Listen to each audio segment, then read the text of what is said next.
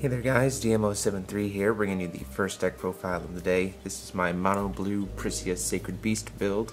I'm going to talk about one thing in particular when I hit the Regalia about this deck, but for right now let's go over the ruler. So Pricia the Beast Lady, activate of pay 2 green. You may pay the attribute of 4 Sacred Beast Resonators with any will color. Pay 2 green, target beast or 4 Sacred Beast gains +1/+1 until the end of the turn. Flip her over, she becomes Pricia, the commander of Sacred Beasts. She gets target attack if you control a light resonator, swiftness as long as you control a fire resonator, flying as long as you control a blue resonator and a water resonator, and +2/+2 as long as you control a wind resonator. So if you have more stuff on your field, she gets a big boost. Her God's Art is summon the Sacred Beasts, pay 3 green and X. So then you search your main deck for up to X 4 Sacred Beast Resonators with different names, so max 4. Then put them in your hand. Then put up to X 4 Sacred Beast Resonators with different names from your hand into the field. So those things that you just grabbed, you can put them into the field. So that's really good because also all those Sacred Beasts are also going to get their own effects when they come in. So it's a very, very powerful way to quickly just flood the field and get a bunch of effects out all at once. Very, very good card. So the stone lineup is 1 Moojdart to be able to change our own resonators to Sacred Beasts to pump up the count, a Little Red the Pure Stone to be able to pump, and then the rest are just pure water stones because it is mono blue. Regalia, we run 4 deep blue and 3 Pricia flutes. So here's the thing that I want to talk about this deck.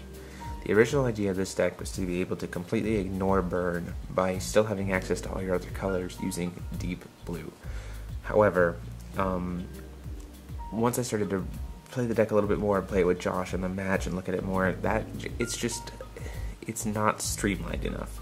For like a casual player, yes, this deck can do exactly just that. You know, you can still function without your colors because of Pricia and stuff like that. But ultimately, this is too gimmicky to really be consistent in terms of competitive play.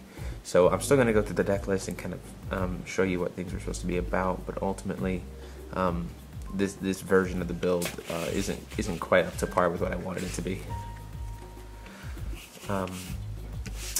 So moving on to the Resonator lineup. For Ratotskr, makes your green Resonators quick cast and protects your beasts. And he gets pumped up whenever a Resonator enters the field. So very solid 1-drop to provide protection, protects himself, some board presence, and quick casting Djinn, which we'll talk about in a little while. Mine are in Japan right now, getting signed, but for Cheshire cats, so the draw engine of the deck. The deck is blue, obviously, so it can run it really easily.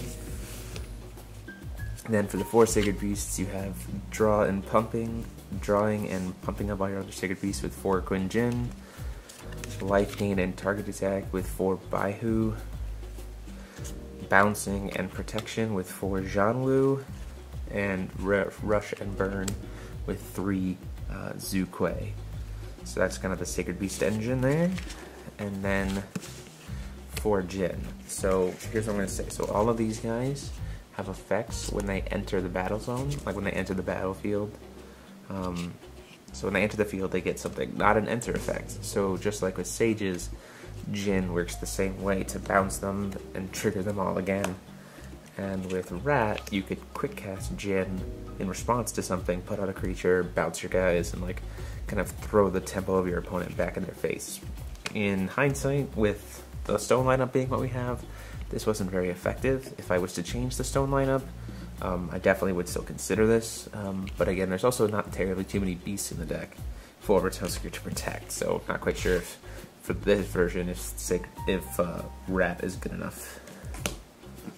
And then for spells, 4 Alice Castling, hands down one of the best spells I think of this set.